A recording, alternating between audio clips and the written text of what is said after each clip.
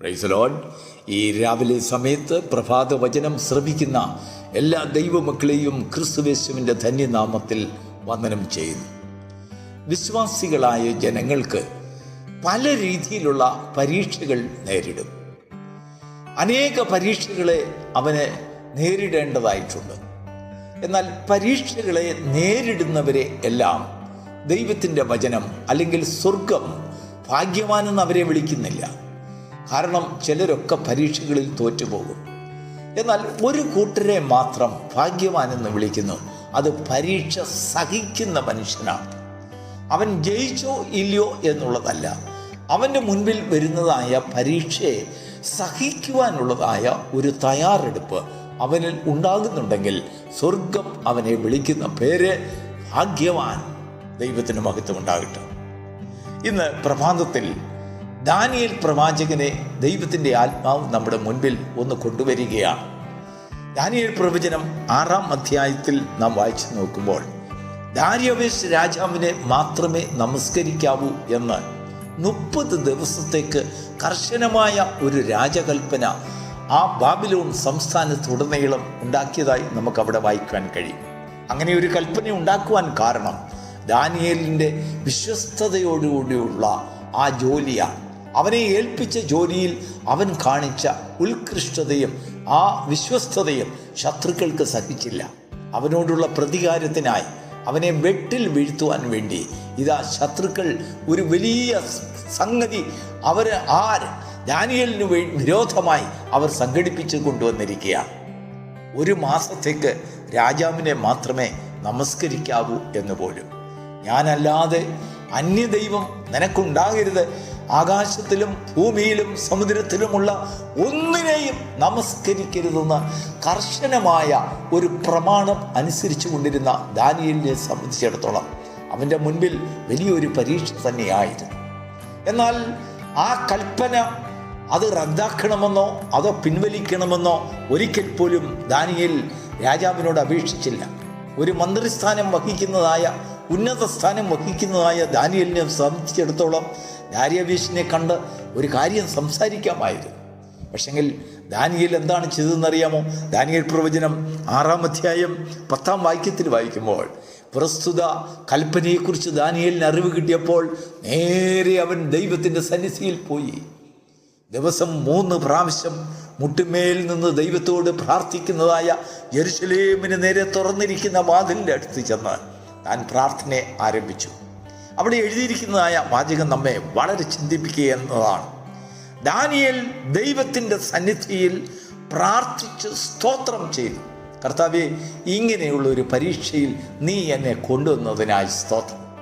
ചില ദിവസങ്ങൾക്കുള്ളിൽ താൻ സിംഹക്കുഴിയിൽ അകപ്പെടുമെന്ന് ദാനിയേലിന് മനസ്സിലായി. തൻ്റെ ശത്രുക്കൾ തെളിവ് സഹിതം തന്നെ കുറ്റം ചുമത്തുവാൻ വേണ്ടി തൻ്റെ പുറകെ ഇറങ്ങിത്തിരിച്ചിരിക്കുകയാണ്. ഒരു ദിവസം ദാനിയേൽ പോയി ദൈവത്തിൻ്റെ സന്നിധിയിൽ പ്രാർത്ഥിക്കുമ്പോൾ ആ ശത്രുക്കൾ പാത്ത് വന്ന് വളരെ രഹസ്യമായി ഒളിവിൽ തൻ്റെ മുൻപിൽ പ്രത്യക്ഷപ്പെട്ട് താൻ ദൈവത്തോട് നിലവിളിക്കുന്ന ആ പ്രാർത്ഥന അവർ റെക്കോർഡ് ചെയ്ത് കാണും. അന്ന് റെക്കോർഡിംഗ് സൗകര്യമുണ്ടോ ഇല്ലയോ എന്ന് അറിഞ്ഞുകൂടാ. പക്ഷെങ്കിൽ അവർ റെക്കോർഡ് ചെയ്തവരെ പോലെ 2 സാക്ഷികളുടെ വാമൊഴിയാൽ ഒരു കാര്യം ഉറപ്പാക്കുന്ന രീതിയിൽ ചില വ്യക്തികൾ വന്ന് വ്യക്തമായി അവരുടെ മുൻപിൽ വെച്ച് അത് കണ്ടുപിടിച്ചു. രാജാവിൻ്റെ അടുത്ത് ചെന്ന് വിഷയം പറഞ്ഞു. എന്നാൽ ദാനിയേൽ എന്ത് ചെയ്തിരുന്നോ അതൊക്കെ അവർ വ്യക്തമായിട്ട് അവിടെ പറയുകയാണ്. അവിടെ നമ്മെ വളരെയധികം ചിന്തിപ്പിക്കുന്നതായ വിഷയം, ദാരിയവേശ് രാജാവിൻ്റെ അടുത്ത് ചെന്ന് ശത്രുക്കളായവർ പറയുകയാണ്, രാജാവേ, ദിവസം 3 പ്രാവശ്യം ദാനിയേൽ അപേക്ഷ കഴിച്ചു വരുന്നു, തൻ്റെ ദൈവത്തോട് താൻ ആരാധന കഴിക്കുന്നു. നമ്മൾ എത്ര പ്രാവശ്യം ദൈവത്തിൻ്റെ സന്നിധിയിൽ പ്രാർത്ഥിക്കുന്നു എന്ന് ശത്രു നമ്മുടെ പുറകെ വന്ന് കണ്ടുപിടിച്ചു കൊണ്ടിരിക്കും. Praise the Lord. നാം പ്രാർത്ഥിക്കുന്നു, ആരാധിക്കുന്നു എന്നുള്ളതല്ല, നീ എത്ര സ്തോത്രം ചെയ്യുന്നു എന്ന് ശത്രു എണ്ണിക്കൊണ്ടിരിക്കും. അതാണ് ശത്രുവിൻ്റെ കഴിവ്.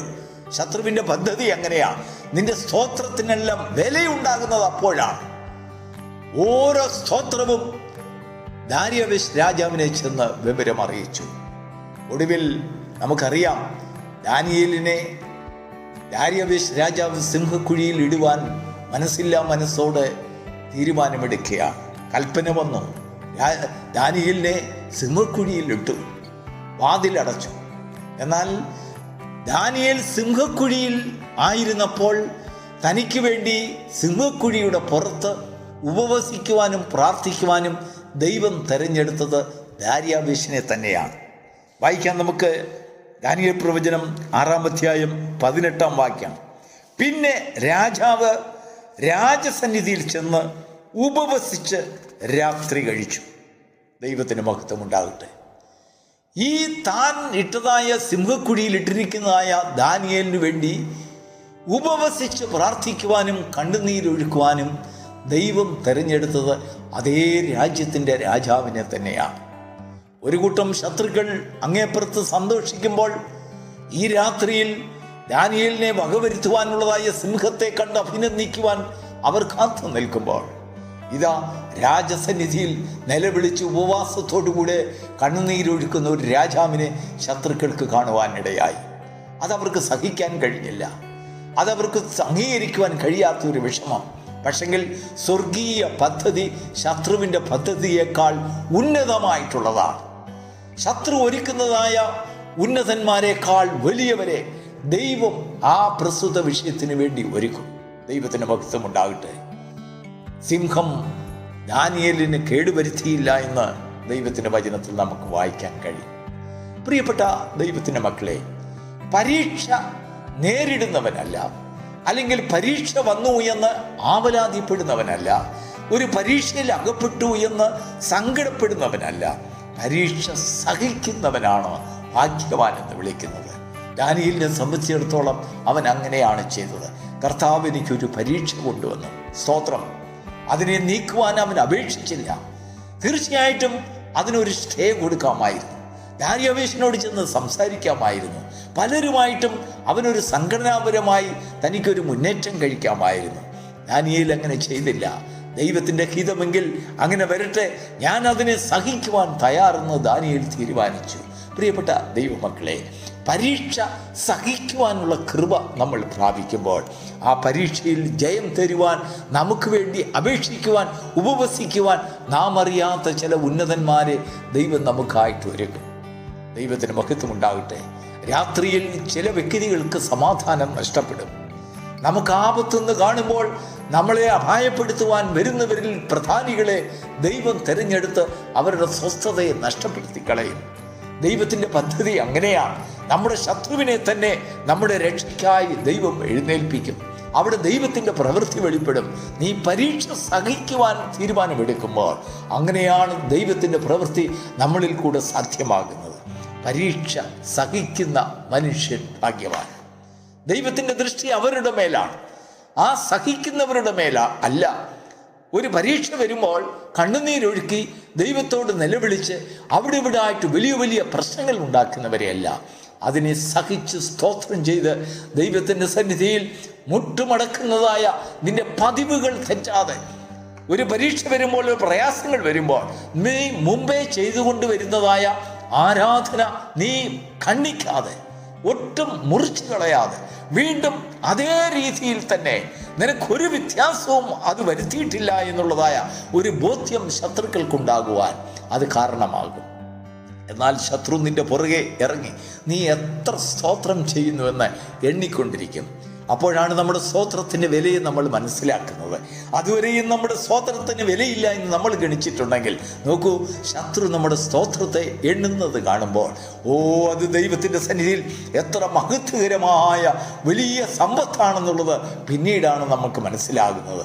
നമ്മുടെ ജീവിതത്തിൽ പ്രശ്നങ്ങൾ വരുമ്പോൾ, കഷ്ടങ്ങൾ വരുമ്പോൾ, പരീക്ഷകൾ വരുമ്പോൾ സ്തോത്രം ചെയ്യുവാൻ നമ്മൾ അഭ്യസിക്കണം, നമ്മൾ പ്രാർത്ഥിക്കുവാൻ അഭ്യസിക്കണം. അത് നീക്കുവാനല്ല, അതിനെ സഹിക്കുവാനുള്ള കൃപയ്ക്കായി അപേക്ഷിക്കുമ്പോൾ അതിൻ്റെ ഒടുവിൽ ജയം നമുക്ക് സാധ്യമായി തീരും. ഒരു ശത്രുവും നമുക്ക് കേടുവരുത്തുകയില്ല. സിംഹം നമുക്ക് കേടുവരുത്താതിരിക്കേണ്ടതിന് അതിൻ്റെ വായെ ബന്ധിക്കുവാൻ ദൈവശക്തിക്ക് കഴിയും. ദൈവപ്രവൃത്തികളെ പരീക്ഷകളുടെ മധ്യത്തിൽ വെളിപ്പെട്ട് കാണുവാൻ ദൈവം നമുക്ക് സാധ്യമാക്കി തീർക്കട്ടെ, അനുഗ്രഹിക്കട്ടെ. God bless you.